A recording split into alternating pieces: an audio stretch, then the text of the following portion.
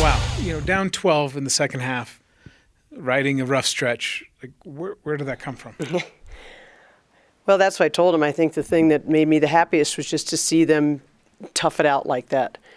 And it's interesting because one of the things I talked about in the pregame, speech was watching those football teams on Monday and how the two victorious teams had some really rough things happen to them.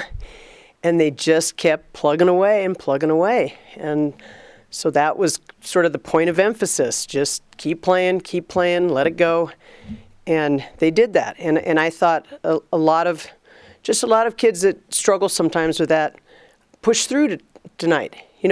Lonnie missed how many layups, in regulation that she normally makes. And, they were contested and whatnot, but still, she makes those. And darned if it didn't just make her more determined in that overtime. She was phenomenal in that overtime. She was the reason we won once she got that lead. But I thought it was very much a case of these are the players doing what they do best. Dasha played great defense. Alexis Cortez played great defense. Jordan came in and hit some shots and having, Madison just, I thought she kind of got back to her warrior spirit a little bit, and something that had been missing. And they are a very, they're skilled and they're very smart and they're very mature, like everybody else we have to play. That whole lineup's seniors or fifth years or, whatever. And so we just needed to tough it out, and they did it. They did a great job. Do you ever walk off the court in games like this and pat yourself on the back? When you think about the age difference, Joe Huntermer's still not in the game, and you're beating these teams that, before your arrival, were winning 18 of 19 in this series. I guess there's got to be some pride on a nightly basis. Well, but when their toughness is what brings about the victory, then it all has to go to them. I thought in the first quarter, I was like, who are these people? They were so kind of comatose, and they were a little slow coming out of the station, but it was kind of like once the engine got going. And what I was really happy to see was we got some easy buckets and this was something that had been characteristic of our play prior to the last three games, where we would get some easy buckets out of our defense.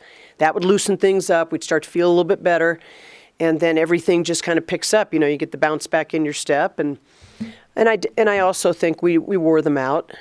Once we went into overtime, it was just, hey, this is right where we want them, because we know we can outlast them. And so, but I didn't have anything to do with Milani Perry making those shots. Those were great shots.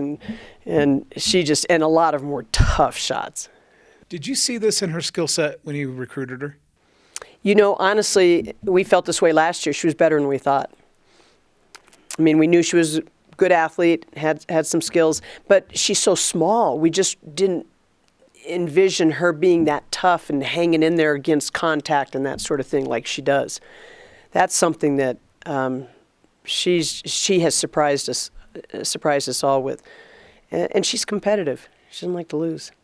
She was really mad at herself when she missed the layup that could have won it, but she let it go, made up for it, more than made up for it. Do you have an update on Joe? Well, she sees the doctor on Monday with the possibility of being cleared to play. Monday, so no chance for Wyoming? No chance for Wyoming. We have to wait until she's officially cleared before she can do anything with contact. She's been doing non-contact stuff in practice. And, the thing I feel good about with Joe is that her game is such a control game that I think she's going to be okay just being out there and doing the things she does best. She doesn't rely on her explosiveness or her speed, or she's just a good control kid who understands what's happening on the floor. I thought Taylor Britt did a really nice job of kind of shaking off a rough start and coming back and staying very focused through the rest of that game. Because shooting percentage has been such a consistent issue, Do you think having someone who can facilitate and find good shots for her teammates in Joe, will that maybe help that a little bit? I think it will. I think that she will help just take the pressure off. It would be nice to play Taylor on the wing. She's a very talented player, and it'd be nice to play her some on the wing. And I think that these guys are going to keep, they just need to keep getting better. We just have to stay really dedicated to the growth process of all these young kids. But I'm, sure happy to come away with this one because it didn't look good at the beginning. I want to go back to you, talk about your team's maturity. That's crazy. You mentioned there's 7 seniors on that team. 2 of them in their 6th year, 2 of them in their 5th year. Where does your team's maturity come? I mean, Jada McNabb's out there. I mean, Devon's hitting threes. These freshmen. Did you see that? Did you know that they were the types of players that could come in and be this mature right out of the gate? Well, this freshman class has, impressed me from the beginning. And a lot of it is because they're able to play pretty unaffected. And Jordan is one of those kids. Jordan just plays. She didn't get too worked up about anything. She just plays. We've got Keely is learning all the time. She's trying to adjust her game from being the kid that had to do everything for her high school team to being somebody that just gets in the right spot at the right time and buries it. Just don't try. But the way she just works on defense, and darn if she doesn't always come up with some key steal, she has a knack for that. And then I think, Jada plays pretty unaffected, but Alexis and Jada, what's nice about them is they know what they do well. And they zero in on those things, and they try not to get too worked up about, the things that still have to get a little better. But just imagine when those things do get a little better, what we'll have, because those things will get better.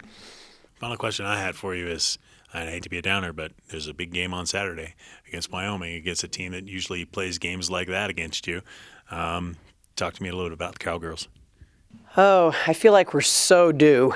We've had so many close losses to those guys. And, their big girl is as good, if not the best, in the conference. So we'll definitely have to contend with her. They shoot the ball well. They defend. They do the saggy defense, so they're probably going to make us hit some shots. But I just hope we can. But they're always, they're just so tough. They're a system program, and what you're going to face every single time you play them. They're a lot, much like us. We've got our system, they've got their system. Our systems aren't very similar, but it seems like every game goes down the wire with them. So. Have you not beat them yet? No, we've beaten them. Yeah, we've beaten them, but it's been a couple of years. We beat them, a couple times, like 2 years in a row. We beat them once, but it's been tough. But even there, it's been close, all the way down the wire. Same role you played last time we talked. You're kind of becoming the closer in these games. Like, would you have anticipated that for yourself? Not necessarily. I don't think that it's anything conscious of like, oh, I'm going to score all my points or be that one in the second half. It's just more about not wanting to lose and just the hunger and drive, wanting to win, especially now that it's conference. Where did the confidence come? You guys riding a little bit of losing streak, and then you're down 12 in the second half. Like, where did that energy come to make this comeback? I think it's pretty much just the fact that we don't want to lose any more games that we know we should win, especially we want to be as great as we can in conference and just playing at a higher level now that, conference started, because each game matters, but now that it's this time, it's go time. And was the first half, it looked a little flat to me.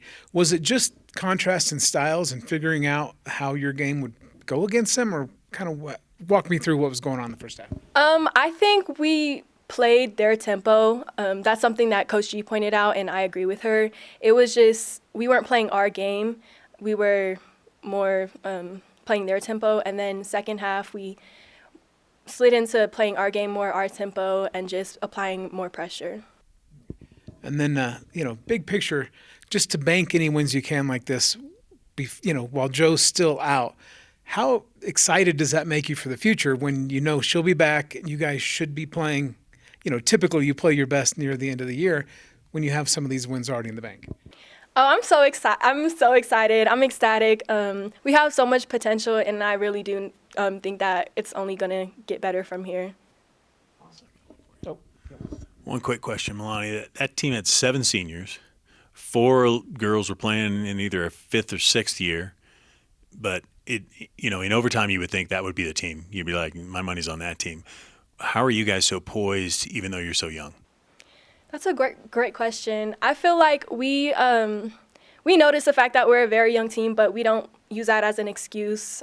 Everyone plays at a higher level than their experience or age, so I think it's just a big part of recognizing that we're a young team and not letting that be the deciding factor on how we play or our wins.